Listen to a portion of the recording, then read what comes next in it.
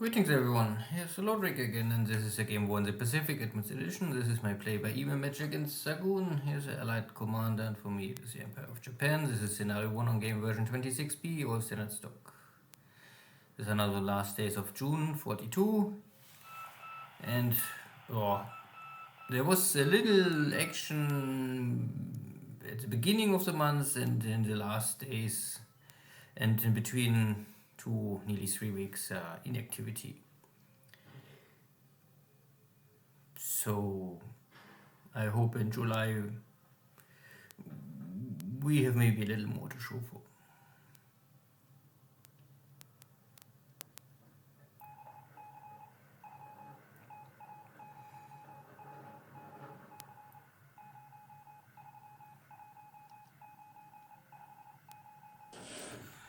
First, not so successful attack against the cargo ship east of Tasmania, but the second attempt is a success. Good. Still, these are rowboat torpedoes. Have not so much punching power. Manel's still trying to inflict damage against the enemy submarine fleet. This is now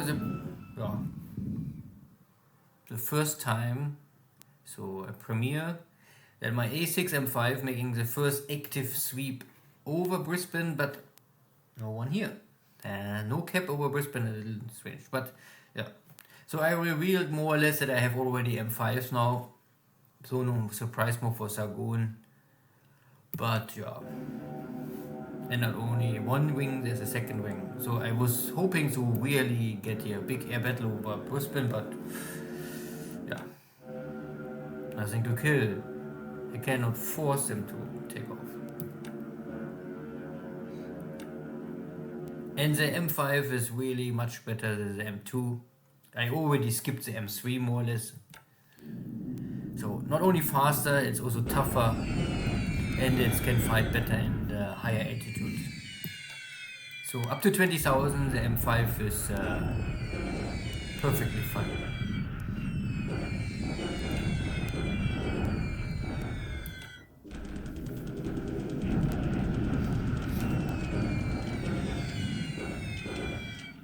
The rest is standard bombardments to support my land war in China. Here again, no Allied fighters trying to mess up, defend their troops. 100% Japanese controlled airspace. And it's not that there's nothing in Brisbane. I know that there are over 100 or roughly 100 fighters. So Xargun have a lot of cap there, but I don't know what he's doing, for what he's waiting. Maybe he knows he has no chance in the air war, so he keep and train, I don't know.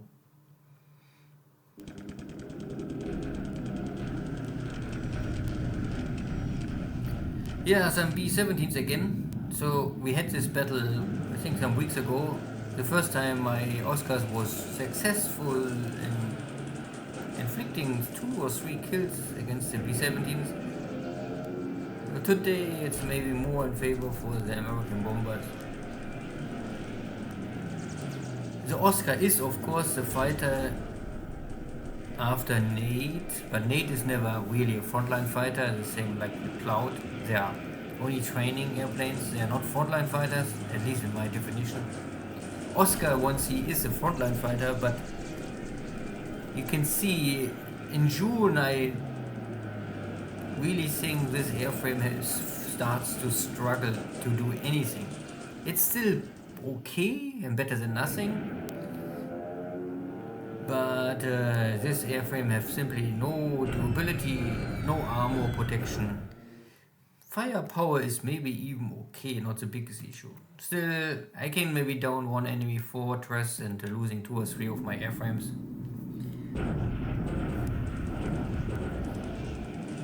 Biggest issue or question is here if my pilots can escape or if I'm losing them.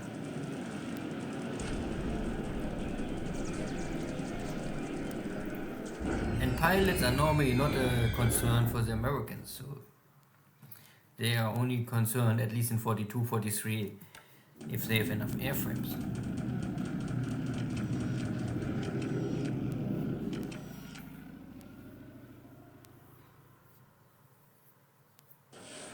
And yeah, my robo is a little aggressive and say to make sure that this cargo ship will not find a port, 2 more torpedo hits, and there is something on board, and it's going down. Ooh, after many days of no submarine activity, at least on my side, positive news.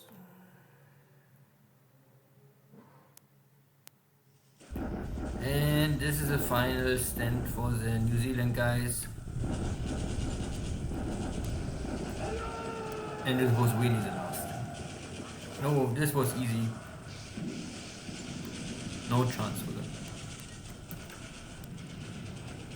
And my tanks are trying to get the upper hand here at Harmy, where my 2 cavalry regiments getting defeated, or lost some days or even weeks ago. But I rebuilt them already, so doesn't matter. Little points for the allies, but not too many. And the rest is only bombardments. So that looks all fine. So overall it was a successful day. I finished operation at New Zealand. Finally, I can sink a loaded cargo ship at Tasmania with a submarine. In the air war, I would say was, my pilots are dying to defend something. That is okay.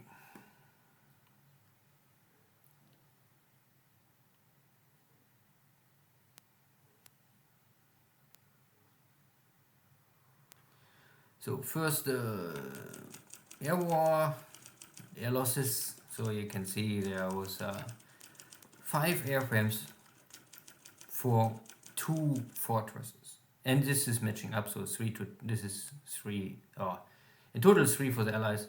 So the new Dornier is ops losses. This is a scout airplane, the Dutch one, and I think there's a limited airframes. So once they are all consumed, there's no Navy search more, but Catalinas will replace them. Killing 2 B-17s and losing 5 Oscars is still a ratio we could say is in favor, because if you count it down to the engines, it's 5 engines to 8. I think this is still okay. Question is now how many pilots, and you can see 2 killed pilots plus a wounded one. This cannot change. This is a standard cargo ship, nothing too special, but there was troops on board. So point wise, it's 38.5 to 6.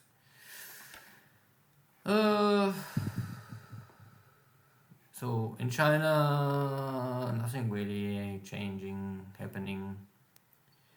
I took Chengdu, that is fine. Industry is working more or less, but of course the heavy industry is shut off for temporary, always switching on and off, because there's not enough fuel to feed the industry. And the calculation is always you must have enough to feed all of the heavy industry. There's no partly production one. So you can see that I need normally 160 fuel per day. So now I have only 154. So maybe end of the next day I have enough fuel coming from somewhere. Because you cannot airlift fuel, that is I think a limitation, I don't know why, but it's too special maybe. You can only airlift supplies. So I airlift supplies from Xi'an to Chengdu to feed here the city. That the city have at least enough supplies. So I need here really more. So I will maybe stockpile this so that I don't lose the supplies, so that the units are in the city, they can consume the supplies, but the rest of the army outside in the countryside must more or less feed themselves.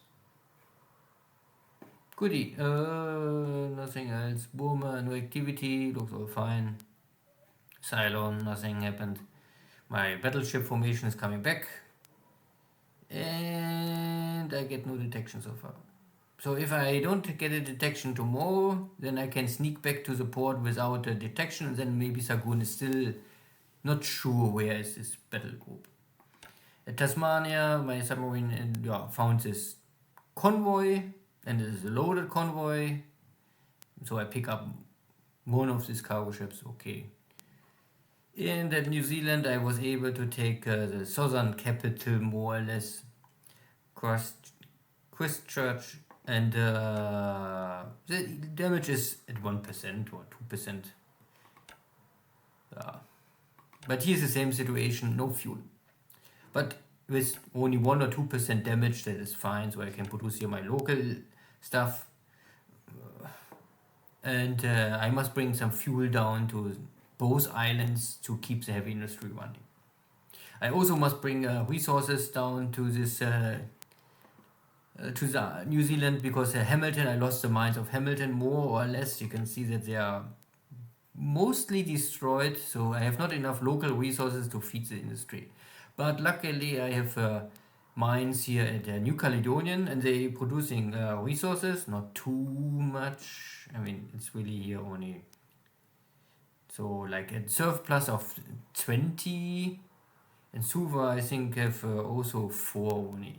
Yeah, so 25 resources I have here to feed New Zealand. This is barely enough to keep all running, but it's more or less working. And fuel I must ship anyway to New Caledonia, and then I can also change ship a little to New Zealand.